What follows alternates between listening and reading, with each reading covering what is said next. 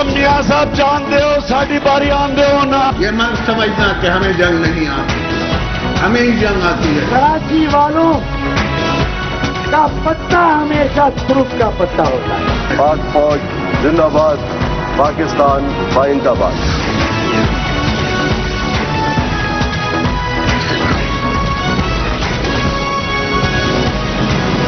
आप देख रहे हैं खबरों, तबसरों और तज्जियात पर मबनी पाकिस्तान का सबसे मोतबर न्यूज शो दुनिया, कामरान खान के साथ। अस्सलाम वालेकुम, मैं हूं कामरान खान। कैसे मुमकिन है, कैसे ऐसे हो सकता है कि कोई शख्स या इदारा या मुल्क सरकारी तौर पे हाजियों को लूटे और हाजियों की आह उनको ना लगे। ये आह तो लगनी ही थी, गो कि इसमें 6 साल लगे, लेकिन आज लगता है कि उन पाकिस्तानी हाजियों की आह लग गई।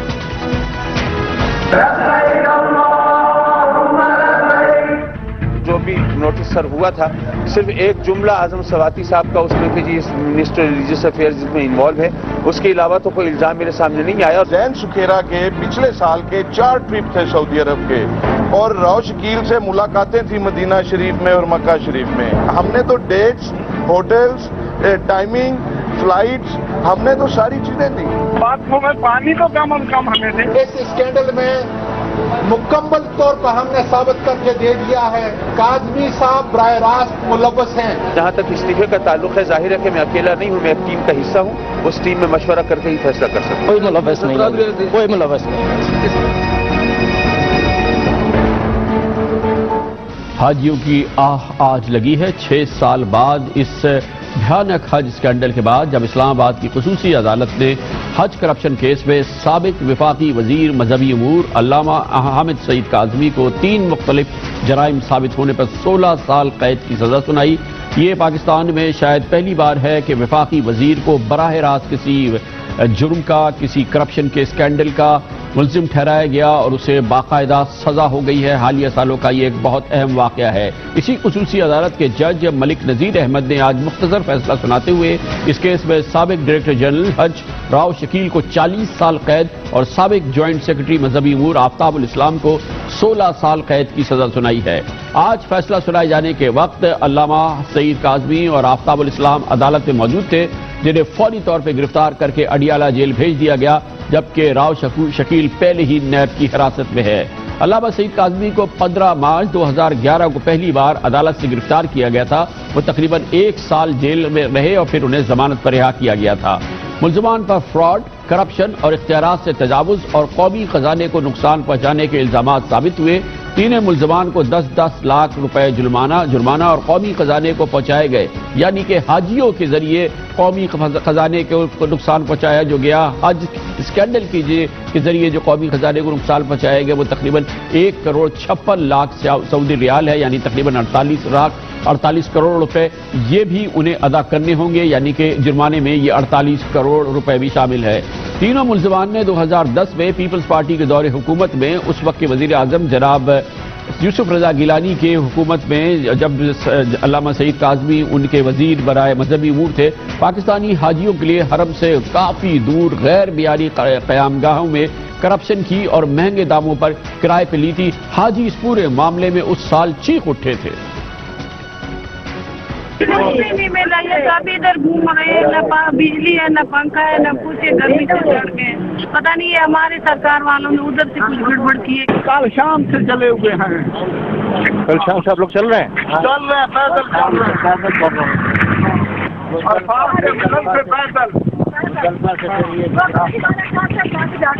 यहाँ हमारा कोई वाली इबादत नहीं बनती ना, कोई पानी बाथरूम में पानी तो कम और कम हमें थे। जुमरा तक बिल्कुल पैदल, बिल्कुल पैदल। कोई पाकिस्तान इंडिया देन मकसद भी जेरे मुल्क देन उन्होंने हर कोई मकसद रास्ता लाना खड़े حاجیوں کے لیے جو کھانا پینا دیا گیا، جو طبی سہولتیں دی گئی، سفری سہولتیں دی گئی، وہ انتہائی غیر معیاری تھی، بلکہ ناقابل استعمال تھی۔ حاجیوں سے پرائیویٹ حج آپریٹرز کی طرح بھاری معاوضہ وصول کیا گیا، یعنی سرکاری حج کا معاوضہ پرائیویٹ حج آپریٹرز کی طرح وصول کیا گیا، مگر انہیں جو سہولتیں دی گئی وہ انتہائی غیر معیاری بلکہ ناقابل استعمال تھی۔ ہر حاجی سے تقریباً 2,30,000 روپے 2010 میں وصول کیے گئے تھے، جس میں پاکستانی شہریوں سے جدہ تک کا کرایہ معمول سے تقریباً 2 گنا وصول بھی کیا گیا تھا۔ وزارت مذہبی امور کی کمیٹی کی تفتیش کے مطابق ایک حاجی کی رہائش گاہ پر 2,800 ریال سے زائد خرچہ نہیں تھا، لیکن سابق ڈائریکٹر جنرل راؤ شکیل نے معاوضہ 3,400 ریال فی حاجی سے وصول کیا اور ہر حاجی کو تقریباً 1,000 ریال سے لوٹ لیا۔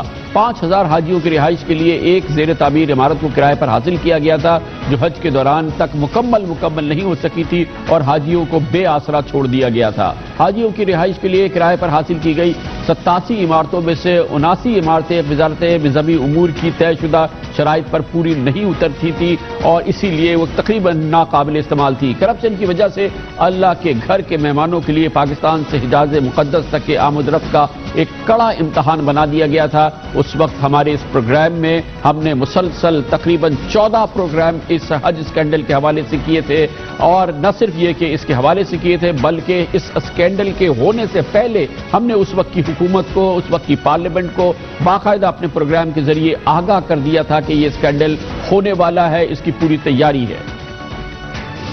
پاکستان کے حاجیوں کو ایک بار پھر حکومتی کرپشن کا سامنا ہے۔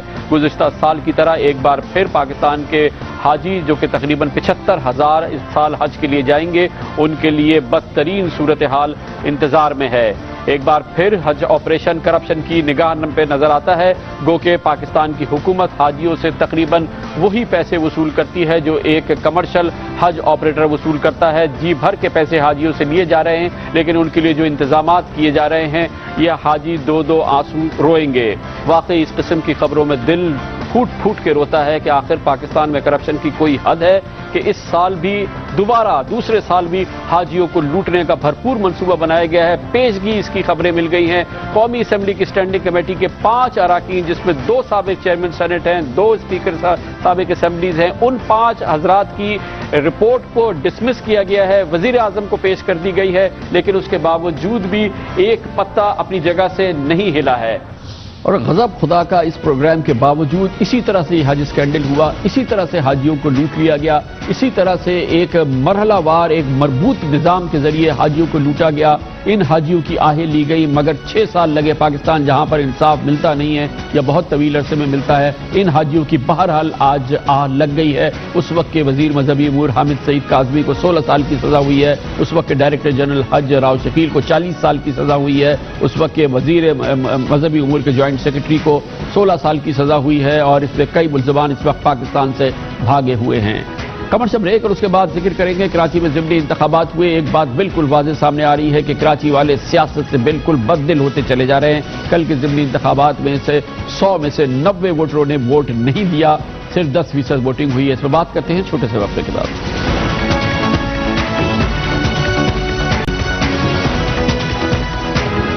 شاید کراچی والے، بہت سارے کراچی والوں کو یا 80 سے 90% والوں کو یہ پتہ بھی نہیں ہے کہ کل کراچی میں 2 نشستوں پہ ضمنی الیکشن ہوئے ہیں، اور ایک بار پھر یہ بات کھل کے سامنے آ گئی کہ موجودہ سیاسی صورتحال کی بنا پر، خاص طور پہ جو کراچی کی صورتحال ہے، اس حوالے سے کراچی کے شہری سیاست سے بددل ہو گئے ہیں، اسی لیے ضمنی الیکشن میں ان کا کوئی انٹرسٹ نہیں تھا، اور شاید یہی وجہ ہے کہ 90% ووٹرز نے ووٹ ہی نہیں ڈالے۔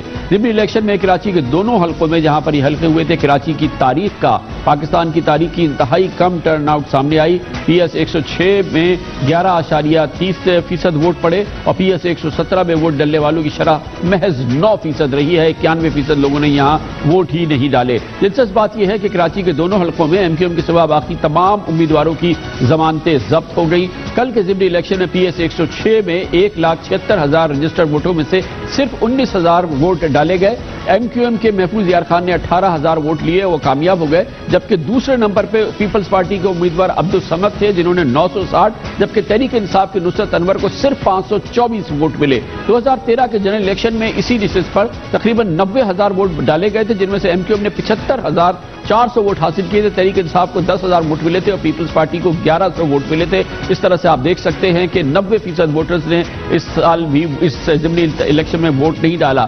اگر 2013 کے الیکشن اور موجودہ ضمنی الیکشن پر نظر ڈالی جائے تو پتہ چلے گا کہ اس بار ایم کیو ایم کو ڈالے گئے ووٹوں کا تناسب 91% تھا، جبکہ 2013 میں جتنے بھی ووٹ ڈالے گئے تھے ان کی 84% اس کا اعداد و شمار تھے۔ پی ایس 117 میں پاکستان زمین میں شامل ہونے والے ڈاکٹر صغیر احمد کے استعفے پر خالی ہوئی تھی۔ اس پر یہاں کے رجسٹر ووٹ 1,63,000 ووٹ تھے، جن میں سے 14,235 ووٹ ڈالے گئے۔ اس طرح ٹرن آؤٹ صرف 9% رہا اس حلقے میں۔ اس حلقے میں بھی ایم کیو ایم کے میجر ریٹائرڈ قمر عباس رضوی نے 10,700 ووٹ لے کر کامیابی حاصل کی، جبکہ پیپلز پارٹی کے جاوید مقبول بٹ 924 پہ اور تحریک انصاف کے رفاقت عمر 950 ووٹ لے کے تیسرے نمبر پر ہے۔ دونوں حلقوں میں تحریک انصاف تیسرے نمبر پر آئی۔ اس حلقے سے ایم کیو ایم کو ڈالے گئے ووٹوں کا 75% ووٹ لیے گئے، جبکہ 2013 میں یہاں ایم کیو ایم کو حاصل کیے گئے ووٹوں کی تعداد کی شرح جو تھی وہ 94% تھی۔ یہ کراچی والوں کی سیاست سے بددلی اور ایم کیو ایم کی بہرحال ان دو ضمنی نشستوں پر کامیابی اور جو شرح ووٹ ڈالی گئی اس میں جو اس کی کامیابی کی شرح ہے وہ بہرحال ان 2013 سے بہتر ہے۔ اس پر ہم بات کریں گے اور اس کے لیے ہمیں جوائن کیا ہے عامر احمد خان نے، جو پاکستان کے ممتاز سینئر جرنلسٹ بھی ہیں۔ بہت بہت شکریہ عامر احمد خان صاحب۔ پہلے تو یہ بتائیے گا کہ یہ جو کل کی شرح ہے یہ تقریباً 10% ووٹ ہے، کیا یہ اس بات کی عکاسی کرتی ہے کہ یہ کراچی والے سیاست سے بددل ہو رہے ہیں؟ یہ بھی عکاسی کرتی ہے اور یہ بھی کہ obviously کہ ضمنی الیکشن میں لوگوں کا ویسے انٹرسٹ نہیں ہوتا ہے اور اب ویسے بھی 2 سال رہ گئے اس مدت کو ختم ہونے میں۔ دیکھیں، بددلی سیاست کے ساتھ عام طور پہ کامران خان صاحب رہتی ہے پاکستان کے اندر، کیونکہ جس طرح کی توقعات ہیں لوگوں کو اپنے سیاستدانوں سے، جس کی وجہ سے جب بھی عام انتخابات ہوتے ہیں تو بڑی تعداد میں باہر نکل کر ووٹ ڈالتے ہیں، وہ ان کو بعد میں ان کو تھوڑی بہت مایوسی ہوتی ہے، تو بددلی کا عنصر تو اس میں ہے ہی ہے۔ لیکن اس کے ساتھ ساتھ دیکھیں، الیکشن جو ہے وہ ایک سیاسی مارکا ہوتا ہے اور سیاست کے اندر ضروری ہوتا ہے کہ یا تو جو مد مقابل حریف ہیں وہ دونوں ایک ہی پلے کے ہوں تاکہ ان کے بیچ میں کانٹے کا مقابلہ ہو سکے، اور یا پھر کوئی عوام کے ذہن کے اندر ایسا کوئی ایشو ہو کہ اگر وہ ہم پلہ نہ بھی ہوں جو سیاسی حریف ہیں تو پھر بھی ان کی بڑی واضح طور پہ حمایت ایک طرف ہو، اور جس حمایت کو ظاہر کرنے کے لیے وہ زور و شور سے باہر نکلیں، بڑی تعداد میں باہر نکلیں اور ووٹ دیں۔ رمضان کا مہینہ بھی آنے والا ہے، یہ دونوں چیزیں بھی نہیں تھیں۔ اچھا، اس میں ایک چیز میرا خیال ہے کہ یہ جو آپ نے زیادہ کچھ اور ایکسپیکٹ نہیں تھا کیا جا سکتا۔ جن عوامل کا ذکر کیا یقینی طور پہ بڑے امپورٹنٹ ہے، مگر ایک چیز میں نے دیکھی ہے کہ جو پرسنٹیج آف ووٹ کاؤنٹ ہے، جتنے بھی ووٹ کاؤنٹ ہوئے اس میں جو ایم کیو ایم کو جو ووٹ کاؤنٹ ہوئے ہیں وہ سن 2013 سے بھی وہ پرسنٹیج زیادہ ہے ان کم ووٹس کے اندر بھی۔ یہ بھی کچھ انڈیکیشن ہے کہ بہرحال اس پوری صورتحال میں بھی جتنے بھی ووٹر نکلے اس میں سے ایک بہت بڑی تعداد جو تھی وہ ایم کیو ایم نے ارینج کیے، یا جس طریقے سے بھی اس ماحول کے باوجود 90%، 91% جتنے بھی ووٹ کاسٹ ہوئے وہ ایم کیو ایم کو پڑے ہیں۔ یہ کامران خان صاحب آپ نے میرا خیال ہے جو سب سے اہم نقطہ ہے اس ضمنی انتخابات کا وہ یہ اٹھایا ہے۔ دیکھیں، اگر آپ پاکستان کی تاریخ میں نظر ڈالیں تو آپ دیکھیں گے کہ جن سیاسی جماعتوں کو بھی ریاست نے یا ریاستی اداروں نے جن کے بارے میں یہ کہا کہ یہ ان کی سیاست جو ہے وہ پاکستان کے مفاد یا پاکستان کی سالمیت کے مخالف ہے، ان سیاسی جماعتوں کو لوگوں نے بھرپور طریقے سے ان کی حمایت کی، الیکشن ہوئے تو ان کو ووٹ ڈالا۔ اس کے مقابلے میں ہماری چند مذہبی جماعتیں ہیں جن کی شاید جو نظریاتی رجحت پسندی ہے وہ پاکستان کے مفاد میں نہ بھی ہو، لیکن ان کو ریاست کا ہمیشہ سے اور ریاستی اداروں کا ہمیشہ سے سہارا رہا، اس لیے ان کو عوامی سطح پر کبھی کوئی پذیرائی نہیں ملی۔ تو ان ساری چیزوں کو دیکھتے ہوئے اگر میں اس سے کوئی نتیجہ نکالنا چاہوں کامران خان صاحب تو وہ یہی نکال سکتا ہوں کہ عوام کی سطح کا ہر ووٹ جو ہے وہ ریاست اور ریاستی اداروں کی سیاست میں ایک عدم اعتماد کا ووٹ ہوتا ہے۔ اس کے علاوہ میرے پاس اور کوئی ذریعہ نہیں ہے اس کو کسی اور طرح سے دیکھنے کا۔ بہت بہت شکریہ جناب عامر احمد خان ہمارے ساتھ تھے۔ کمرشل بریک، اس کے بعد ذکر ہوگا قومی بجٹ آیا ہے، بہت ہی اس میں دلچسپ صورتحال بھی ہے، لیکن اس کے اہم امور پر بات کرنے کے لیے چھوٹے سے وقت کے بعد ہمارے ساتھ موجود ہوں گے پاکستان کے وفاقی وزیر خزانہ جناب اسحاق ڈار۔ Welcome back. वफाकी बजट बिलाखिर पेश हो गया। वफाकी वजीर खजाना जनाब इसहाक डार ने बजट पेश किया। ये वो बजट है जो कि हम कह सकते हैं आखिरी बजट है जिससे पहले पाकिस्तान IMF के प्रोग्राम से निकलेगा, और यकीनी तौर पे ये हुकूमत के लिए एक बहुत अहम बजट है जिसको नाक़दीन और उस हुकूमत के हामी कहते हैं कि इसका बुनियादी फोकस बहरहाल पाकिस्तान का ज़रई शोबा है। इसमें ज़रई शोबे के लिए कई मराद का ऐलान किया गया है। गरीब का बजट है या अमीर का बजट है, इस सिलसिले में अभी फिलहाल बहस जारी है। हिज़्ब इख्तिलाफ इसे गैर मुतवाज़िन बजट कहती है, हुकूमती अराकीन इसे इंतहाई मुतवाज़िन बजट कहते हैं। इस पूरे बजट पे बहरहाल बात करते हैं, और इस वक्त हमारे साथ मौजूद हैं वफाकी वज़ीर ख़जाना जनाब इसहाक डार। बहुत बहुत शुक्रिया डार साहब, आपने हमें ज्वाइन किया। पहले तो ये फरमाइएगा कि एक बड़ा ये ख्याल ये था कि ये बजट जो होगा ये टैक्स ना दहिंदगान के लिए एक बड़ी कड़ी आजमाइश बनेगा, उनकी बड़ी सख्त पकड़ होगी, विद होल्डिंग टैक्स में इजाफा होगा और मुख्तलिफ हवालों से उनकी पकड़ होगी। इसके ऊपर से देखने में इसकी कोई आसार, इसमें कोई बुनियादी आसार इस किस्म के नजर नहीं आ रहे टैक्स ना दहिंदगान के खिलाफ। जी बिस्मिल्लाहिर्रहमानिर्रहीम। कामरान भाई, इस बजट के दो मेजर ऑब्जेक्टिव्स थे।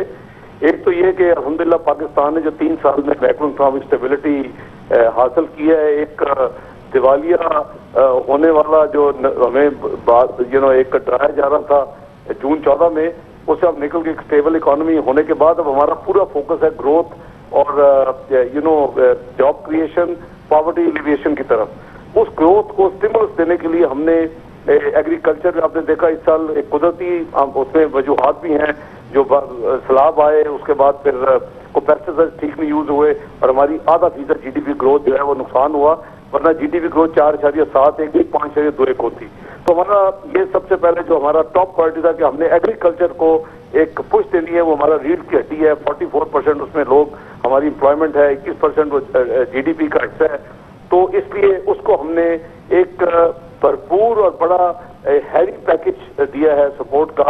इंशाअल्लाह उम्मीद है कि अगले साल एग्रीकल्चर अपनी इस मुश्किलात से निकल के अपना नेशनल GDP में अपना हिस्सा डालेगी, जो इस साल -0.19% था। दूसरा ये है कि हमारा एक्सपोर्टर जो है, क्योंकि हमारा इस मुल्क का एक और जो बड़ा मसला है वो करंट अकाउंट डेफिसिट है। जब हम कहते हैं कि हमने IMF पे नहीं जाना, हमने इस तरह के आगे प्रोग्राम नहीं करे जो कि हुकूमत फैसला कर चुकी है, क्योंकि 9-10 दिन के रिजर्व की बजाय आज अल्लाह के फजलो कर से 4 महीने से ज्यादा फॉरेक्स एक्सचेंज के रिजर्व पाकिस्तान के स्टेट बैंक में मौजूद हैं। तो हमने उसको करंट अकाउंट डेफिसिट जो है, चूंकि आप उस डॉलर तो प्रिंट नहीं कर सकते, उसके लिए हमें एक्सपोर्ट को बूस्ट देनी है। और एक्सपोर्ट का हदफ जो है, जो कि 19 साल अनफॉर्चुनेटली कमोडिटी प्राइस दुनिया में यूनिट प्राइसेस गिरने से एक कोई 10% से ज्यादा जरा लूज किया है, उसको रीगेन करना है। तो इसलिए हमने एक्सपोर्टर्स। लेकिन डॉक्टर साहब ये बताइएगा ना, जो बुनियादी मेरा सवाल था कि टैक्स ना दहिंदगान की गिरफ्त नजर नहीं आ रही इस बजट में। अब ये हमने और इंडस्ट्री को तीनों सेक्टर्स को पुश देने ताकि हम पाकिस्तान को 7% ग्रोथ इंजेक्ट, जो आप भी कहा करते हैं कि पाकिस्तान का असल जो है वो हदफ होना चाहिए, उस तरफ जा रहे हैं इंशाल्लाह। अब आप आगे के नॉन फाइलर की हमने इससे कई मेजर्स लिए हैं, उसमें डिविडेंड है, उसमें मुख्तलिफ किस्म की ट्रांजेक्शन है, उसको उन्हें फर्दर हमने उसको टाइटन किया है। तफसील से अभी आपके पास नहीं पहुंची होगी, फाइनेंस बिल में मौजूद है कि उनके रेट को हमने मजीद बढ़ाया, उनकी कॉस्ट ऑफ डूइंग बिजनेस को मजीद बढ़ा दिया है। उनके लिए जो यानी कह लें कि बिजनेस करना अब और मुश्किल होगा। तो ये देखें, ये एक पैरेलल दोनों एक्सरसाइजेज हैं और मैं समझता हूँ कि इंशाअल्लाह इसके हमें। लेकिन सर वो उन लोगों के लिए कोई सजा इसमें नहीं है जिन्होंने हुकूमत की ये जो वॉलंटरी टैक्स स्कीम थी, जो मराठी स्कीम थी, उसको उन्होंने मुस्तरद किया, बड़ी तादाद में वो इसमें शामिल नहीं हुए। हुकूमत ने 6 बार उसको इसमें इजाफा किया, उसके बावजूद, उनके इस रवैये के बावजूद इस बजट में जो टैक्स देने वाले हैं हम लोग जैसे उनकी इसमें हौसला शिकनी होती है कि जो हमारे मुल्क के ना दहिंदा हैं, टैक्स ना दहिंदा जो कि टैक्स दे सकते हैं 90% लोग, वो अब भी उनके लिए कोई सजा नहीं है इस बजट में। उसकी सजा ये होती है, उसकी सजा ज़ाहिर है कि इनकम टैक्स के कानून में मौजूद है कि जो इनकम हो और वो उसको डिक्लेयर ना करे, उसके तमाम कानून सजाएं मौजूद हैं। ये एक कोशिश थी टर्की के मॉडल के ऊपर, उन्होंने भी बड़ी फ्रेंडली तरीके के साथ अपने टैक्स टू जीडीपी को बढ़ाया था। हमने जो वॉलंटरी स्कीम दी थी, मैं समझता हूँ कि उसमें हमने को लूज नहीं किया, क्योंकि जो लोग उस स्कीम में नहीं है वो आज आपको 0.4% होल्डिंग टैक्स दे रहे हैं अपनी ट्रांजैक्शंस के ऊपर, जो कि एक फाइलर जो है वो नहीं ले रहा, ना उसको उससे लेना चाहिए। तो मकसद ये था कि हम بجائے یہ کہ اب ہیونگ کلوز دیٹ اسکیم، اور جو لوگ نہیں آئے اب اپنا جو ہمارا قانون کے مطابق آپ کو محض معلوم ہوگا 10 سے 12,000 نوٹسز جو ہیں وہ ایشو ہو رہے ہیں. اب ہم نے آئی ٹی ان کی جو انفارمیشن ہے اس حوالے سے کہ جی کون کتنا ٹریول کر رہا ہے، کس کے ڈیوٹیلری بل کتنے ہیں اور انکم کیا ڈکلیئر کرتے ہیں، وہ تمام ٹولز ہو رہے ہیں. اس کی ہم زیادہ تشہیر نہیں کرتے، نہ ہی کرنی چاہیے، کیونکہ یہ کسی بھی ملک میں ریونیو اتھارٹی یا ایف ٹی آر جو ہماری ہے یہ اس کی ذمہ داری ہے کہ اس کے حوالے سے پھر وہ اپنی انٹیلیجنس اور اپنی انفارمیشن اور آئی ٹی کو یوز کرتے ہوئے ان کو پھر نیٹ میں لانے کے لیے عمل درآمد کرے. سر یہ بتا دیجیے گا کہ ہمارے بجٹ کا کل تخمینہ جو کہ آج آپ نے پیش کیا ماشاءاللہ 4,395 ارب روپے ہے. ہماری جو آمدنی ہوگی فیڈرل ٹیکس ریونیو اس کا ہدف ہم نے رکھا ہے 3,681 ارب روپے. یہ جو ہمارا خسارہ ہوگا 1,276 ارب روپے جس کے لیے ہم نے پروگرام رکھ لیا ہے، یہ 1,276 ارب روپے ایک عام پاکستانی کو سمجھائیے یہ حکومت پاکستان کہاں سے لائے گی؟ یہ کامران صاحب یہ جو ہے بجٹ ڈیفیسٹ اسی کا نام ہے، اور بڑے بڑے ممالک جو ہیں بجٹ ڈیفیسٹ پہ ہی چلتے ہیں. جی ہاں وہ تو صحیح ہے، مگر ایک عام آدمی کو یہ پڑے گا. یہ 1,276 وہی ہے جی، اور یہ اسی کو آپ جو بجٹ ڈیفیسٹ کہتے ہیں پارلیمنٹ منظوری دیتی ہے. اس ملک کا 8.8% ہے. جب میاں نواز شریف نے اوتھ لی تھی ایز لیڈر جون 93 میں، ان میں 8.8 کو 4.3 پہ لائے ہیں 3 سال میں. اتنا بڑا کٹ آپ مجھے کسی ریجن کے ملک میں دکھائیں کہ آدھا کر دیا ہو بجٹ ڈیفیسٹ فرام 8.8 to 4.3. اگلے سال ہم اس کو 3.8 پہ لے کے جا رہے ہیں. تو بات یہ ہے کہ یہ گریجول ہوتا ہے، اس پہ آپ یہ تو نہیں کر سکتے کہ آپ ہر چیز کو ایک ہی ہوتا تھا ہمیشہ ہمارے ملک میں کہ جب بھی بجٹ خزانے میں وہ کمی کی جاتی تھی ترقیاتی پروگرام کو ادھر پی ایس ڈی پہ چھری لگاتے تھے اور اس کو ختم کر دیتے تھے.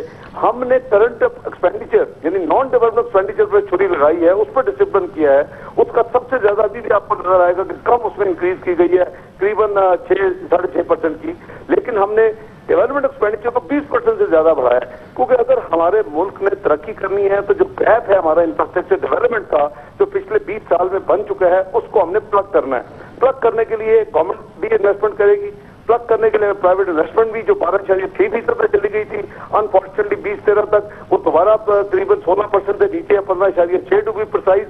اور اس کو ہم نے 21-22% لے کے جانا ہے. اس ملک کا پوٹینشیل ہے، اگر ہم اس کو لے کے جائیں گے تو یہ سارا انٹر کنیکٹڈ ہے. جی ڈی پی گروتھ بھی بڑھے گی، جاب اپرچونیٹیز بھی نکلیں گی، پاکستان کی جو ہے گروتھ اچھا سر یہ فرمائیے گا کہ اس بجٹ میں ظاہر ہے کہ مناسب انداز میں اور بہت بھرپور اگریسولی ہم نے جو ہمارا زرعی شعبہ ہے اس کو امارات کا بھی اعلان کیا ہے، اس کے لیے کافی کنسیشنز آپ نے اعلان کیے ہیں.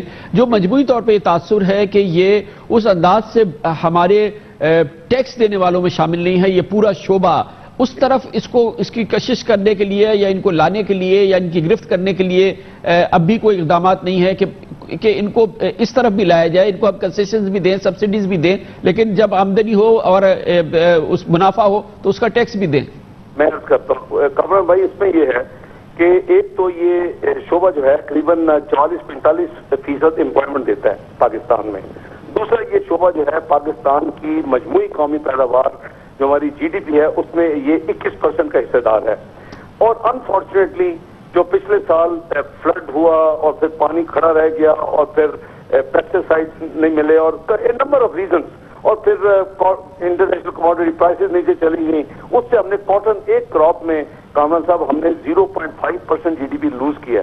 اب ہم یہ آپ کا دوسرا بالکل پوائنٹ ہے، میں اس کا بھی جواب دیتا ہوں، لیکن ہم نے اس شعبے کو کیونکہ واحد شعبہ ہے، انڈسٹری نے بہت اچھا کیا، سروس سیکٹر نے بہت اچھا کیا، لیکن اس شعبے میں ہم نے انفارچونیٹلی 0.19% کی نیگیٹو گروتھ دی ہے. اس کے باوجود ہماری گروتھ جو ہے جی ڈی پی وہ 8 سال کی ترین ہے.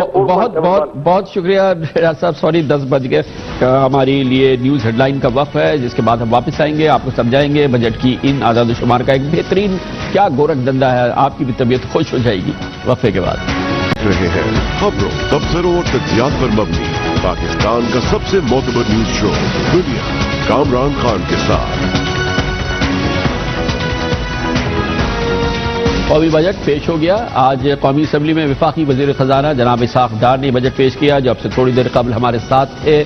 इस बजट के मोटे मोटे आदाद शुमार अगर आप देख लें तो आपको पूरा बजट समझ में आ जाएगा। मज़ेदार ये आदाद शुमार है जिसको देख के आपको अंदाज़ा होगा कि पाकिस्तान की माशी सूरत हाल के हवाले से ये बजट क्या होता है और किस तरह से ये हवा में तहलील हो जाता है और आइंदा साल आ जाता है और फिर इसी तरह से एक बजट सामने आ जाता है। ये इसके आदाद शुमार जो मोटे मोटे आदाद शुमार है 11-12 में आपके सामने पेश कर दूंगा, जिससे आपको बहुत आसान अल्फाज में समझ में आ जाएगा कि हमारा बजट हवा में कैसे तहलील हो जाता है, हम तक क्यों उसके समरात नहीं पहुंच पाते, क्यों पाकिस्तान उस अंदाज से तरक्की करता नजर नहीं आता, उस अंदाज से फलता फूलता नजर नहीं आता जो कि दूसरे तरक्की याफ्ता तरक्की पजीर ममालिक या तरक्की पजीर जमहूरियतें नजर नहीं आती। इसकी बेपनाह वजूहात हैं, उनमें जाए बगैर मैं आपको बजट को समझाने की कोशिश करता हूं कि कितनी आसानी से हमारा बजट तहलील हो जाता है। मिसाल के तौर पे आज जो बजट पेश किया गया उसका कुल तखमीना 4,395 अरब रुपए है, यानी कि हमारे टोटल इखराजात जो होंगे आइंदा साल वो 4,395 अरब रुपए होंगे। अब आप सुनिए कि ये कैसे हमारे हवा में तहलील होंगे। इसमें से जो हम सूद अदा करने हैं, जो हमारे पास कर्जे हैं, उनकी अदायगी के लिए हमें 1,360 अरब रुपए दरकार हैं जो कि हमें देने होंगे इस साल। गोया के तकरीबन 25% बजट तो हमारा गया एक यकमुश्त कर्जों और सूद की अदायगी में। इसके बाद हमारे पास बच जाएंगे 3,035 अरब रुपए।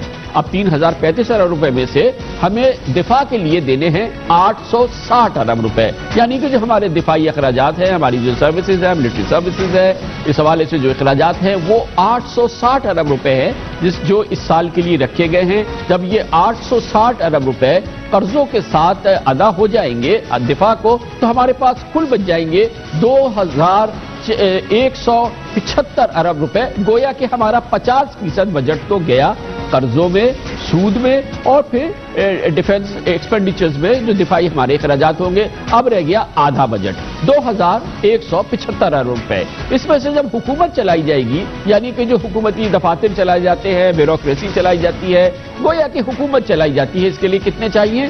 352 अरब रुपए। अगले साल 352 अरब रुपए से ये हुकूमती अखराजात चलेंगे, यानी कि वो लोग जिनको हम इंग्लिश में पब्लिक सर्वेंट या अवामी मुलाजमीन कहते हैं जो हमारी खिदमत के लिए हैं, उनके लिए हम खर्च करेंगे 352 अरब रुपए। इसके बाद हमारे पास बच जाएंगे 1,823 अरब रुपए। गोया कि अब हमारे तकरीबन 60% बजट जा चुका है कर्जों में, दिफा में और हुकूमत के मुलाजमीन को, हुकूमत को चलाने के लिए। अब 8,023 अरब रुपए में से जो हमारे मुलाजमीन हैं उनकी पेंशन जो रिटायर हो चुके हैं, जी हाँ, हम जाहिर है अपने मुलाजमीन की पेंशन देते हैं, उसके लिए हमें चाहिए 245 अरब रुपए। इस साल हमें 245 अरब रुपए मुख्तस करेंगे और जब हम ये दे चुकेंगे तो हमारे पास अब रह गए कितने? 1,578 अरब रुपए। गोया कि अब हम तकरीबन 65% अपना बजट खर्च कर चुके हैं। 1,578 अरब रुपए में से अब बजट में सब्सिडी देने के लिए, यानी कि जो हम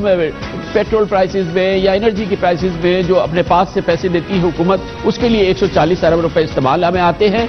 अब इसके बाद हमारे पास बच जाएंगे 1,438 अरब रुपए। 1,438 अरब रुपए में से बेनजीर इनकम सपोर्ट प्रोग्राम के लिए रखे गए हैं 115 अरब रुपए, यानी कि वो प्रोग्राम जिसके जरिए बेनजीर इनकम सपोर्ट प्रोग्राम के जरिए गरीबों की मदद की जाती है। जब हम ये दे देंगे तो 1,323 अरब रुपए हमारे पास बच जाएंगे। 1,323 अरब रुपए में से सूबाई तरक्याती बजट, यानी कि पाकिस्तान के तमाम सूबों को जो तरक्याती बजट दिया जाएगा उसके लिए 875 अरब रुपए खर्च कर लिए जाएंगे। जब ये 875 अरब रुपए बच जाएंगे तो रह जाएंगे हमारे पास 478 अरब रुपए। गोया कि अब हमारा तकरीबन 95-90% बजट खत्म हो गया है। जब 478 अरब रुपए हमारे पास हमारे हाथ में होंगे तो फिर हमारे सामने आएगा कि हुकूमत को रोजगार देना है और फिर तरक्याती प्रोग्राम करने हैं। तो अब सारा जो हमारा कारोबार चल रहा है, जो बचा है, उसके लिए कुल कितने हैं हमारे पास?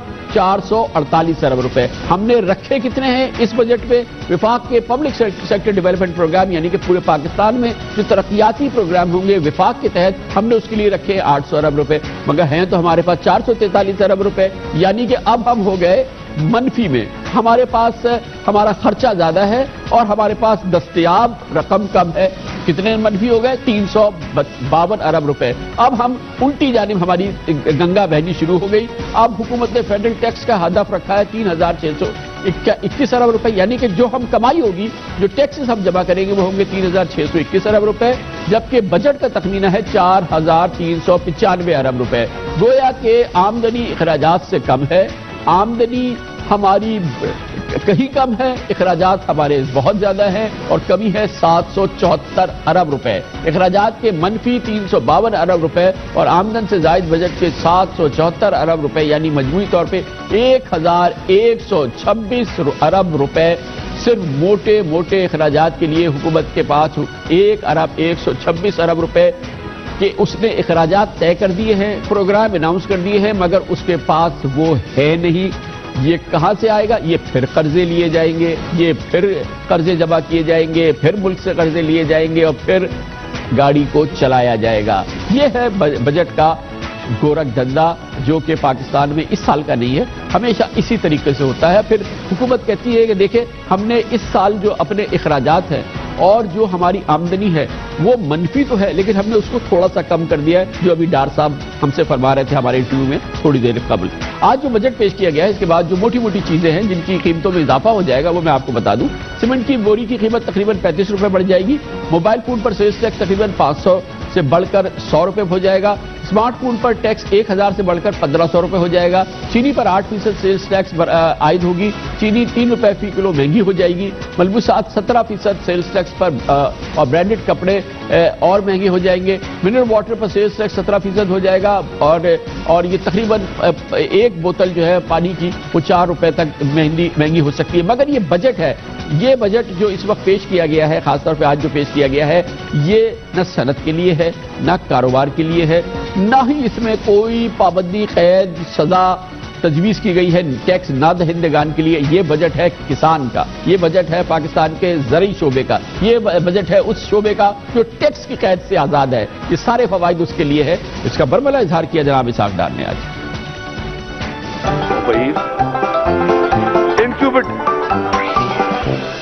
کوئی آپ بھی کاشتکار ہیں، آپ بھی بجا دیں کچھ تعلیم. وہ سارے سب کچھ دے رہے ہیں، آج تک لٹاتے تاٹے تھے. جناب اسپیکر سب کچھ لٹا دیے زراعت پہ. آج تو قریشی صاحب کو سب سے زیادہ تالیاں بجانی چاہیے. یہ سب ماشاءاللہ بڑے ماشاءاللہ ہمارے بھائی، بڑے کاشتکار اور بڑے فیوڈلز ہیں. آج کاشتکاروں کا دن ہے انشاءاللہ. کھلے آپ کہہ دیا جناب اسحاق ڈار نے، کاشتکاروں کا دن ہے. یہ کاشتکاروں کا بجٹ ہے، یہ زرعی شعبے کے لیے بجٹ ہے جس کا اعلان کیا گیا ہے. اس کے اور بھی بہت اہم پوائنٹس ہیں جو کہ آپ مسلسل اپنی سکرینز پہ دیکھ رہے ہیں، ہم آپ کو اور بھی دکھاتے ہیں، لیکن اس میں کرتے ہیں ایک مباحثہ. اور اس کے لیے ہم نے ایک بہترین پینل جمع کیا ہے. اس کے لیے ہمیں جوائن کیا ہے وزیر اعظم کے معاون خصوصی برائے محصولات اور بجٹ امور جناب ہارون اختر خان ہمارے ساتھ موجود ہیں. پاکستان تحریک انصاف کے ممتاز رہنما، کارپوریٹ ورلڈ کے سابق بہت اہم اور ویل ریگارڈڈ لیڈر جناب اسد عمر، اور ہمیں جوائن کر رہے ہیں پاکستان کے سابق وزیر خزانہ جناب سلمان شاہ. ڈاکٹر سلمان شاہ بھی ہمارے ساتھ موجود ہیں. بہت بہت شکریہ آپ صاحب کا، آپ نے ہمیں جوائن کیا ہے.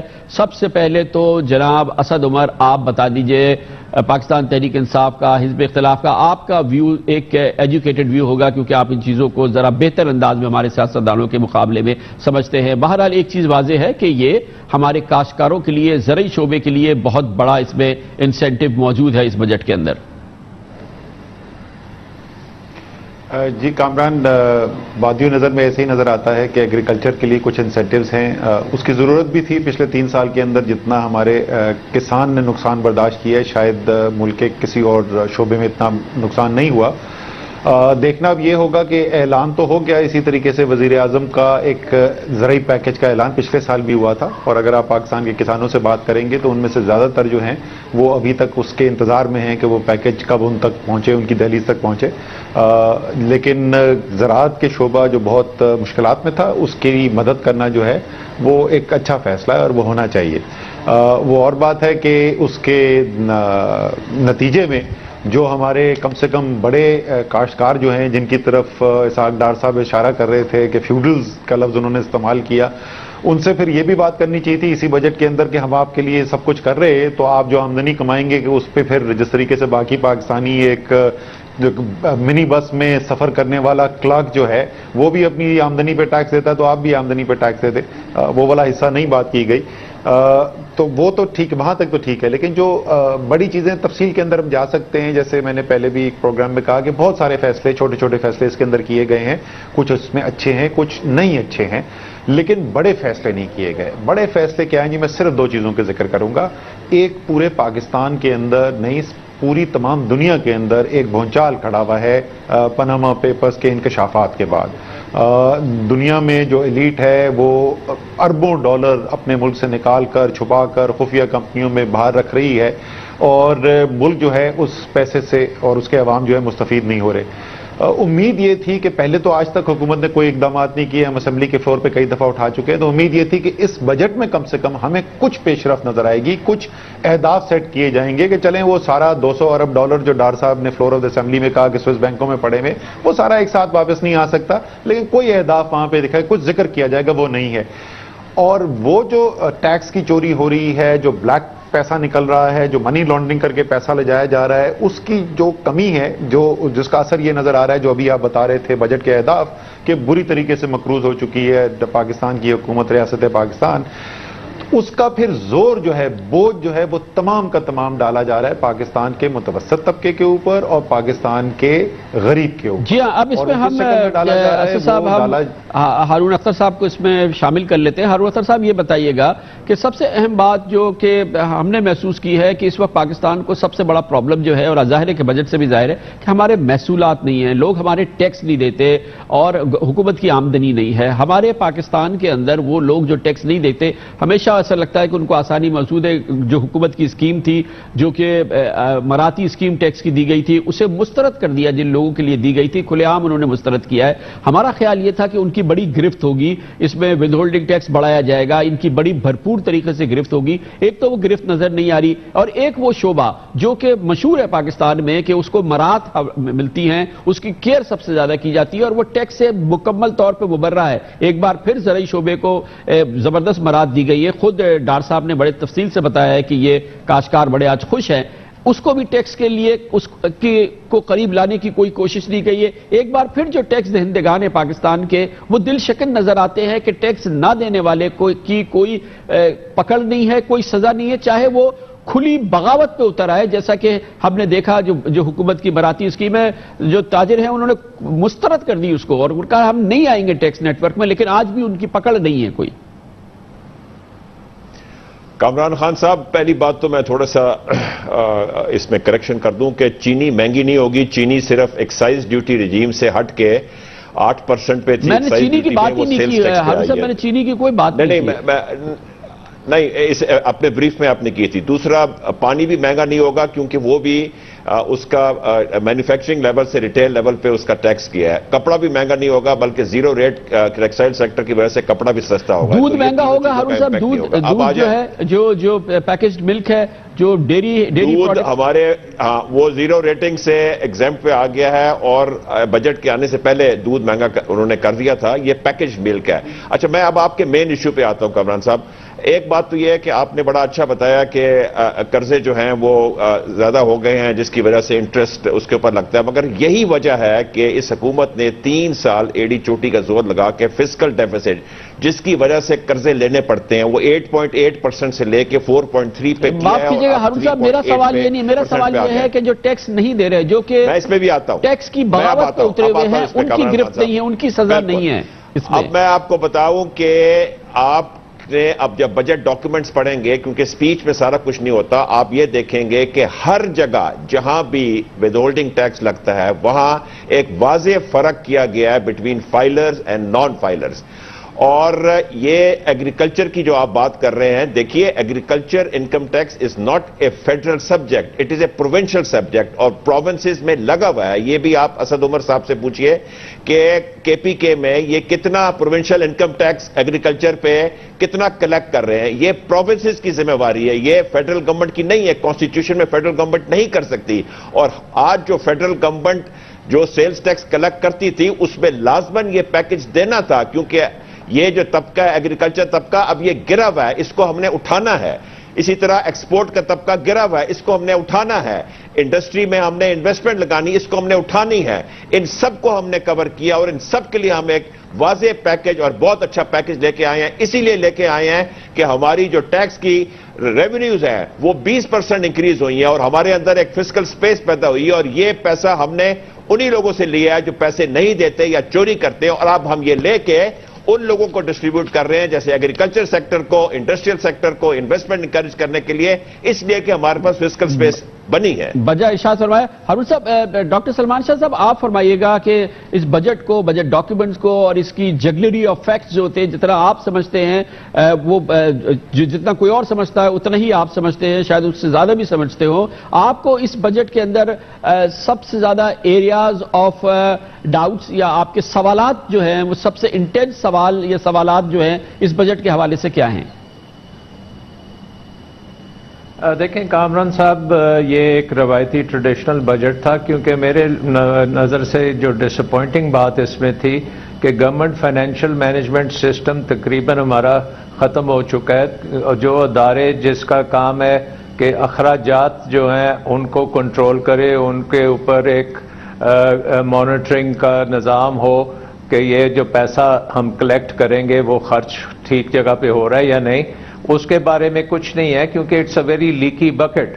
اگر آپ دیکھتے ہیں کہ جس طرح سے پیسہ ڈیولپمنٹ کا پیسہ جو ہے وہ بیوروکریسی کے گھروں سے نکلے گا, یا جس طرح کے آپ پروجیکٹس بنا رہے ہیں وہ ختم نہیں ہوں گے اگر وہ 20-20 سال تک آگے تھرو فارورڈ رہے گا پبلک سیکٹر ڈیولپمنٹ پروگرام کا, اس کے اوپر کوئی خاص ریفارم کی بات نہیں کی گئی. اور سملرلی ٹیکس ریفارمز جو ایف بی آر کی ریفارمز کے لیے بہت امپورٹنٹ چیز ہے, کیونکہ ایف بی آر کا ہم نے ایسٹیمیٹ کیا ہے کہ کوئی تقریباً 1500 ارب کا ٹیکس گیپ ہے جو کہ پورا کیا جا سکتا ہے بشرطے کہ ایف بی آر کی تمام جو different tax policy, tax rates, tax کی کمپلیکسٹی, ٹیکس کی ایڈمنسٹریشن, ان تمام چیزوں کے اوپر ریفارم کرنے کی بڑی اشد ضرورت ہے, وہ بھی نظر نہیں آ رہی.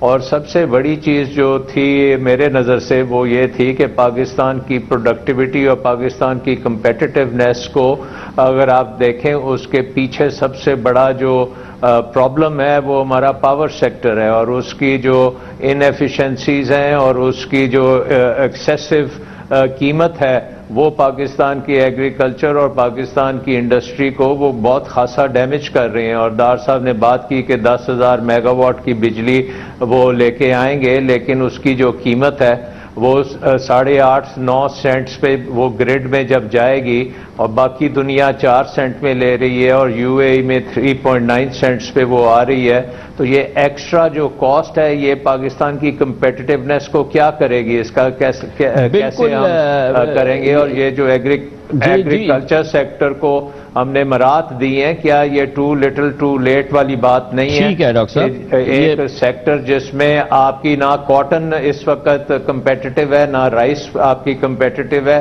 اونلی جو آپ کی پروٹیکٹڈ کراپس ہیں جس میں آپ پروکیورمنٹ کرتے ہیں, ویٹ ہے یا شوگر کین ہے, اس کے علاوہ پھر پاکستان کی ایگریکلچر کچھ اور پروڈیوس نہیں کر سکے گی. So basic competitiveness. ٹھیک ہے ڈاکٹر صاحب, یہ ہم پوچھ لیتے ہیں ہارون اختر صاحب, یہ ظاہر ہے کہ اہم بات ہے جو پہلے بھی میں نے بھی عرض کی کہ جو پاکستان میں ٹیکس دے کے ٹیکس نہ دے کے پھل پھول رہا ہے اس کی کوئی گرفت نہیں ہے. ایک تو اس میں گرفت موجود نہیں ہے. جو ٹیکس نہیں دیتے جب ہم ان سے پوچھتے ہیں وہ کہتے ہیں کہ یہ سارا ٹیکس کھا جائیں گے, یہ اگر ہمیں پتا ہو کہ صحیح خرچ ہوگا تو اس پہ ہم اس وجہ سے ہم ٹیکس نہیں دیتے. وہ کہتے ہیں کہ ایف بی آر جو ہے وہ کرپشن کا منبع ہے, یہ ٹیکس جو اتھارٹیز ہیں یہ ٹیکس کا منبع ہے, یہ ہمیں بلیک میل کرنے کا ذریعہ ہے. تو ایک تو اس جو ہماری ریونیو کلیکشن مشینری ہے اس کو ریفارم کرنے کی ہمیشہ سے بات ہوتی ہے. کہا جاتا ہے کہ اس سے ہم تقریباً 1000 ارب روپے مزید جنریٹ کر سکتے ہیں. پھر جیسے کہ ڈاکٹر سلمان شاہ نے کہا کہ بجلی ضرور آئے گی مگر وہ اتنی مہنگی ہوگی کہ اس سے ہم جو پیداوار کریں گے, جو ہم مصنوعات بنائیں گے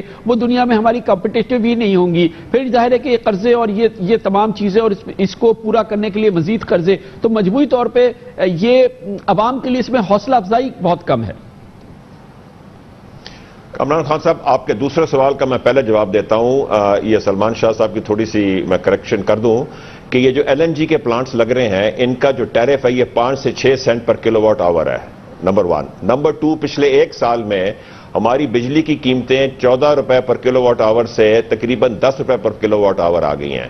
تیسری چیز جو ہے ایگریکلچر میں اب ہماری کوئی 8.5 روپے پر کلو واٹ آور سے ہم نے ابھی ان کو 5 روپے 35 پیسے کیے، مطلب پورا 3 روپے کا سبسڈی دی ہے۔ اب آپ آ جائیے FBR کی طرف۔ یہ کانسیپٹ بالکل میں بھی FBR میں لے کے آیا تھا، یہ چیز ٹوٹلی غلط پروو ہو گئی ہے کہ FBR کی غلطی ہے۔ ہاں FBR میں پرابلمز ہیں جو ٹھیک ہو رہے ہیں، مگر ٹریڈرز نے جو مسئلے کیے، میں نے ذاتی طور پہ اسحاق ڈار صاحب کی انسٹرکشنز پہ اور پرائم منسٹر کی گائیڈنس پہ میں نے ان سے 5 مہینے نیگوشیشنز کیے، اور جو کچھ انہوں نے مانگا ہم نے دے دیا، جو کچھ مانگا، امیونٹی مانگی، سارا کچھ مانگا، ایگزمپشنز مانگی، دے دی، مگر یہ پھر بھی نہیں آئے۔ یہ ٹیکس نیٹ میں کوئی آسانی سے نہیں آتا، مگر کوئی سزا بھی نہیں ہے نا سر، یہ بجٹ آ گیا، آپ جیسے کہہ رہے ہیں، میں نے تو کہا کہ یہ ایک طرح کی بغاوت ہے، نظام سے بغاوت ہے۔ آپ خود فرما رہے ہیں کہ آپ نے سب کچھ دے دیا، آپ نے سب کچھ دے دیا، پھر بھی ببانگ دول وہ کہتے ہیں کہ ہم ٹیکس نہیں دیں گے۔ میں آپ اسد عمر صاحب آپ فرمائیے گا کہ اس ماحول کے اندر ان اعداد و شمار کے تحت اگر آپ بجٹ تیار، جی اسد عمر صاحب۔ جی کامران، اس کے اندر جو آپ نے جیسے آپ نے بات کی نا، یہی ہم نے سمجھانے کی کوشش کی تھی حکومت کو۔ ڈار صاحب کے ساتھ بھی جب میٹنگ ہوتی تھی تو یہی ہم کہتے تھے کہ دیکھیں آپ پیغام کیا دے رہے ہیں ان لوگوں کو جن کے پاس 5 کروڑ روپے کے کاروباری اثاثے ہیں، کہ ہم یعنی ریاست پاکستان آپ کے سامنے بے بس ہیں، ہم آپ سے ٹیکس وصول نہیں کر سکتے، اس لیے خدا کا واسطہ ہم آپ سے التجا کرتے ہیں کہ 1% صرف پلیز ٹیکس دے دیں اپنے آپ کو اور آپ ٹیکس نیٹ کے اندر آ جائیں۔ جب میں یہ پیغام دوں گا تو کوئی کیوں مجھے وہ 1% بھی دے؟ یہ ہم پہلے یہی سمجھاتے تھے، ہمیں یہ کہا گیا 10 لاکھ نئے فائلر آئیں گے، 6000 لوگ ٹوٹل آئے، وہ بھی 3 دفعہ اسکیم کی ایکسٹینشن کے بعد۔ آپ بات بالکل درست کریں، اور یہ وجہ کیوں ہو رہی ہے؟ میں تو حیران رہ گیا ہوں ہارون اختر صاحب کی بات سن کے کہ FBR ہمارا مسئلہ نہیں ہے۔ تمام پاکستان اس بات پہ ایگری کرتا ہے، جتنے بھی ایکسپرٹس ہیں، کسی انڈیپینڈنٹ اکانومسٹ سے بات کر لیں کہ یہ حکومت کی بے بسی جو ہے وہ ہے ہی اس وجہ سے کہ FBR جو ٹیکس کلیکشن کرنے والا ادارہ ہے وہ فعال نہیں ہے، اس کے اندر کرپشن بھی ہے، نااہلی بھی ہے۔ اگر FBR ایک طاقتور ایک اہل ادارہ ہوتا تو آپ کو ٹیکس پیئر کے سامنے جھولی نہ پھیلانی پڑتی، فریاد نہ کرنی پڑتی کہ یار خدا کا واسطہ 1% تو کم سے کم دے دیں۔ تو اگر جب تک آپ FBR کو ریفارم نہیں کریں گے، ٹیکس پالیسی میں جتنی مرضی چینجز آپ کرتے رہیں، آپ پاکستان کو اس طرف نہیں لے جا سکتے جس طرف ہارون اختر صاحب بھی دیکھنا چاہتے ہیں، کامران خان بھی دیکھنا چاہتے ہیں اور اسد عمر بھی دیکھنا چاہتے ہیں۔ بجا طور پہ اور ہمارے ساتھ موجود ہے جناب اسد عمر اور جناب ہارون اختر خان صاحب، حکومت کی نمائندگی کر رہے ہیں ڈاکٹر سلمان شاہ، پاکستان کے نامور ماہر معاشیات ہیں۔ بہت اہم مباحثہ ہے، بہت دلچسپ مباحثہ ہے، جاری رہے گا۔ ایک چھوٹے سے وقفے کے بعد واپس آتے ہیں۔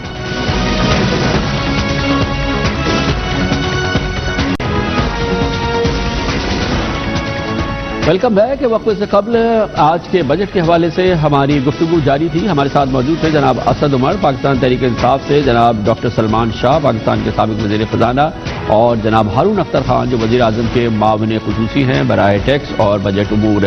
ڈاکٹر سلمان شاہ صاحب یہ فرمائیے گا کہ بہرحال ہم بھی ایجیٹیٹ کر رہے ہیں اور بہت ایگریسولی ہارون اختر صاحب سے کہہ رہے ہیں کہ جو پاکستان کے نان ٹیکس پیئرز ہیں ان کو گرفت نہیں کی گئی، ان کو سزا نہیں دی گئی، لیکن جو یہاں کے معروضی حالات ہیں جس میں ظاہر ہے کہ یہ ایک بہت بڑا شعبہ ہے، یہاں پہ اثاثوں کا انڈاکیومنٹڈ اثاثے، انڈاکیومنٹڈ انکم اور ٹریڈ اور بزنس ہے، ظاہر ہے کہ ضرورت تو اس بات کی کہ اس کی پکڑ کی جائے، ان کو سزا دی جائے، ان کی پینلٹیز ہو، لیکن شاید زمینی حالات ایسے ہیں کہ ایسے راست کارروائیاں نہیں کی جا سکتی۔ آپ کے خیال میں جو کچھ کیا جا سکتا تھا، اگر آپ آج ہوتے ڈار صاحب کی جگہ، یہ صورتحال ہوتی کہ ہمارے چھوٹے ٹریڈرز مکمل طور پہ ٹیکس دینے سے انکار کر رہے ہیں اور وہ کہتے ہیں کہ ہم نہیں آتے کسی بھی مراعاتی اسکیم کے اندر، تو آپ کیا کرتے؟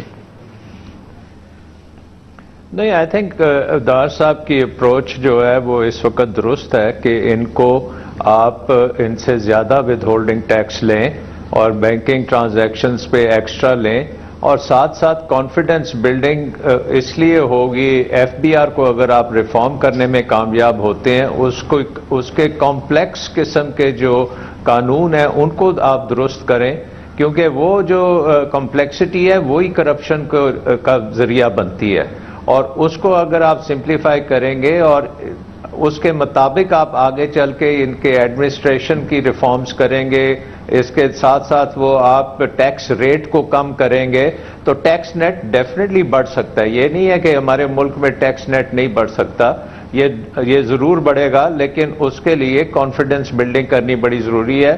اور اصل میں جو گورنمنٹ کی اپروچ ہے وہ بڑی شارٹ سائٹڈ بھی ہے اور بہت جلدی میں بھی ہیں، کیونکہ انہوں نے سرٹن میجرز اپنے پورے کرنے ہیں. لیکن آئی تھنک کہ without reforms, F B R کی ریفارم کیے بغیر وہ جو ہم چاہتے ہیں کہ براڈ ٹیکس نیٹ ہو، کوئی 4-5 ملین لوگ ڈائریکٹ ٹیکسز کے نیٹ میں آئے جو باقی دنیا میں ہوتا ہے، اور 15% ٹیکس پوچھ لیتے ہارون اختر صاحب سے پوچھ لیتے ریفارمز کے بغیر وہ نہیں ہوں گے. ہارون صاحب یہ بتائیے گا، فرینکلی ہم آپ کی پوزیشن کو بھی سمجھ رہے ہیں، حکومت کی پوزیشن کو بھی سمجھ رہے ہیں. آپ جس طرح سے ایجیٹیٹ کر رہے تھے کہ یہ لوگوں نے، آپ نے تمام مراد بھی دی، بات چیت بھی کی، ہر طرح سے ان کو ٹیکس نیٹ میں لانے کی کوشش کی، اس کے باوجود یہ نہیں آئے، انہوں نے لارجلی اس کو ڈسٹرپٹ کر دیا.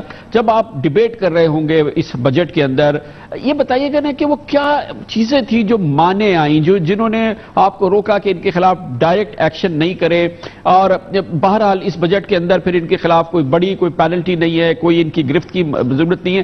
وہ کیا زمینی حقائق ہیں یا زمینی چیزیں ہیں جو کہ آپ فرینکلی بتائیں کہ جس کی وجہ سے پھر اس کے باوجود اتنا پرووک کیا انہوں نے جو نان ٹیکس فائلرز ہیں، آپ کو، حکومت کو، اس کے باوجود ان کے خلاف کارروائی کیوں نہیں؟ تو وہ جھجک کیا تھی آپ لوگوں کے اندر؟ کامران خان صاحب، in short F B R پچھلے 30 سال سے ریفارم کے تھرو گزر رہا ہے، لہذا میں بھی اپنا پورا ٹائم ریفارم ایجنڈا میں ہی گزار سکتا تھا بڑی آسانی سے. بڑا آسان ہوتا ہے لوگ ریفارم کے چکر میں. This is the time to implement the reforms that have been suggested in the last 3 years. ان ریفارمز کی وجہ ہے کہ آج 3 سال میں اس حکومت کے 1944 بلین سے 3104 بلین پہ ٹیکس جا رہے، وچ از اے 60% انکریز. اچھا، آ گئی بات نان فائلرز میں. یہ ان کی بنائی ہوئی اسکیم تھی جس سے وہ بیک آف کیے ہیں، بٹ ہم ان سے 0.4% لے رہے ہیں. Number 1. Number 2, the message is very clear.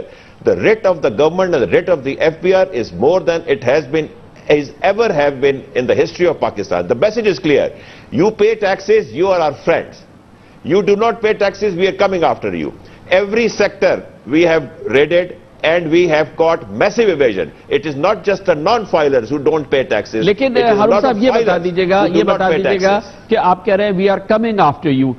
جو آپ کا ٹیکس آفیشل ہے، جو کہ ایک جنرل آپ بات کر لیں کسی بھی چھوٹے ٹریڈر سے، ہم نے اس پروگرام میں بڑی ایگریسولی ان کو کوشچن کیا، وہ کہتے ہیں کامران صاحب یہ سب رشوت کے گھورک دندے ہیں. یہ اگر ہمیں پتہ چلے کہ ہمارا جو ٹیکس ہے یہ صحیح طریقے سے استعمال ہوگا یا ہمیں بلیک میل نہیں کیا جائے گا، وہ کہتے ہیں ہمیں آپ ایک فکس ٹیکس کے اندر کر دیں، ہم آپ کو دینے کے لیے تیار ہیں. اس قسم کا آؤٹ آف دا باکس کوئی سولوشن سوچنے کی کوشش کیوں نہیں کی گئی؟ اور وہ جو ٹیکس آفیشل جو بلیک میل کرنے کی جس پر الزام ہے، اس کے پیچھے کون جائے گا؟ ہو از گوئنگ آفٹر ایک ٹیکس آفیشل کے جو کہ اس پورے چیز کو استعمال کرتا ہے بلیک میلنگ کے لیے؟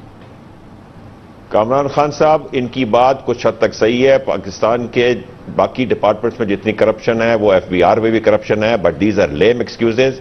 People do not want to pay taxes. جب تک ڈیٹرنس نہیں ہوگا، جب تک کیرٹ اینڈ اسٹک کا اپروچ نہیں ہوگا، یہ پے نہیں کریں گے. اور جہاں تک ایف بی آر کا تعلق ہے، they have been many officer suspended. جو پکڑا جاتا ہے، جو ہماری نظر میں آتا ہے، ہم اس کو نہیں چھوڑتے. یہ جو کرپشن ہے اس کے زیرو ٹالرنس ہے. And I am telling you کہ اچھی چیزیں ہو رہی ہیں ایف بی آر میں، کہ پچھلے 1 سال میں بھی 2.5 سے 3% انفلیشن کے باوجود آپ نے 20% کی گروتھ دی ہے. It is a result of reforms, it is a result of administration actions and it is a result of enforcement. اچھا ڈاکٹر صاحب، آپ فرما دیجیے گا کہ آخر آؤٹ آف دا باکس کیوں نہیں سوچا جاتا؟ ہم مسلسل اسی نظام کے حوالے سے، اسی سسٹم کے حوالے سے اور اسی اپنی مجبوریوں کے لحاظ سے سوچنے کی کوشش کر سکتے ہیں، لیکن کوئی بریک تھرو کے لیے ہمیں آؤٹ آف دا باکس سوچنا پڑے گا. ہم جتنے بھی ٹریڈر سے بات کرتے ہیں جو نان فائلرز ہیں، وہ کہتے ہیں بھائی ہمیں ایک ٹیکس ہمارے لیے مقرر کر دو اور ایک ونڈو دے دو جہاں سے ہم سے ٹیکس لے لیا جائے، ہم جا کے ادا کر دیں. اس قسم کی لوگ باتیں کرتے ہیں، تو اس کے لیے کوئی سولوشن نہیں ہے ہمارے پاس. کامران صاحب ایک بڑا اچھا ایکسپیرینس ہوا تھا جب جنرل مشرف صاحب آئے تھے تو سب نے یہ کہا تھا کہ جی اب آپ ڈنڈا چلائیں اور آپ کو سارے یہ لوگ ٹیکس دے دیں گے. تو آپ کو یاد ہوگا کہ ایک ٹیکس سروے ہوا تھا اور وہ انکم ٹیکس اور جو یہ ٹیکس کے لوگ تھے ان کے ساتھ فوجی گئے تھے, انہوں نے جا کے ایک پورا ٹیکس سروے کیا تھا اور بڑے بھرپور طریقے سے اس کے اوپر ایکشن بھی ہوا تھا, کئی لوگوں کو جیل میں بھی ڈالا گیا تھا. لیکن اس وقت یہ ایکسپیرینس ہوا تھا کہ ٹیکس کلیکشن بھی نیچے آ گئی تھی اور اکانومی جو ہے وہ بالکل ٹینک کر گئی تھی. اور اس کے بعد جو نظام بنایا گیا تھا اس کو پھر سیلف اسیسمنٹ اسکیم انٹروڈیوس کی گئی تھی, اور وہ جب سیلف اسیسمنٹ اسکیم انٹروڈیوس ہوئی تھی اس وقت پورے ایف بی آر کی جو کلیکشن تھی وہ $5 ارب تھیں. اور جب وہ سیلف اسیسمنٹ اسکیم آئی تھی اس میں ریپڈ گروتھ ہوئی تھی, اور 2007 میں جب مشرف صاحب کی گورنمنٹ گئی ہے تو تقریباً $18 ارب کلیکشن ایف بی آر کر رہی تھی. اور یہ ایک بہت اچھا ایکسپیرینس تھا اس وقت, جبکہ جو فرینڈلی ایک ٹیکس انوائرمنٹ بنی تھی سیلف اسیسمنٹ کے تحت بنی تھی. اس کے ساتھ ساتھ پھر آڈٹ کا نظام جو تھا اس کو ڈالا جا رہا تھا, وہ بھی پروفیشنلائز کیا جا رہا تھا. ایف بی آر کے ہر انٹری میں جو بچے آتے تھے ان کو آئی بی اے کراچی سے ایم بی اے کرانے کی آپشن تھی اور ساروں نے وہ ایکسیپٹ بھی کی تھی. اور یہ ایف بی آر کے جو زیادہ تر آفیسرز تھے ان کو بیرون ملک ماسٹرز پروگرامز میں بھی کیا گیا, مگر یہ ہے نا ڈاکٹر صاحب کہ کیپیسٹی, اس کے بعد بھی میں اس کے بعد آپ کو اس کے بعد بھی بہرحال اس وقت ہارون صاحب ایک چیز ہمارے پاس وقت کا, میں ذرا سا کائنڈلی بتا دیجئے کہ اسٹرگل کیا آپ نے کوئی out of the box solution سوچنے کی کہ چلے یہ تمام چیزیں فیل ہو رہی ہیں, let's innovate some thing, let's do some thing bold, کوئی ایسی چیز ان کو پریزنٹ کرے جس سے کہ لوگ ہماری طرف آنے کی کوشش کرے. بھرا ہوا ہے انڈاکیومنٹڈ پیسہ پاکستان کے اندر, ایسیٹس ملک کے اندر ملک کے باہر, لیکن اس نظام کے اندر تو شاید اس کا سولوشن نہیں ہے. اس کے لیے کوئی بولڈ انوویٹو کوئی آؤٹ آف دا باکس بڑا سولوشن لانا ہوگا. اس کے لیے کبھی اسٹرگل کیا آپ لوگوں نے؟ بہت زیادہ. اس سارے بجٹ کی ایکسرسائز میں جہاں ہم 100-150 ایسوسیشنز اور چیمبر سے ملے تھے اس کے اندر ایک پریکٹیکل اپروچ لی گئی تھی کہ ایسے سیکٹر جو بڑے بڑے سیکٹرز ہیں جیسے بلڈرز اور ڈیولپرز کا, جس سے ہمیں ٹیکس تو لگائے ہوئے ہیں مگر ٹیکس نہیں آتا, ان کے ساتھ ہم نے ایک فکس ٹیکس کی اسکیم کی ہے جس سے وہ بھی خوش ہوں گے, ان کی ہیراسمنٹ بھی بند ہوگی اور ہمیں ریونیو بھی 8-10 گنا زیادہ آئے گا.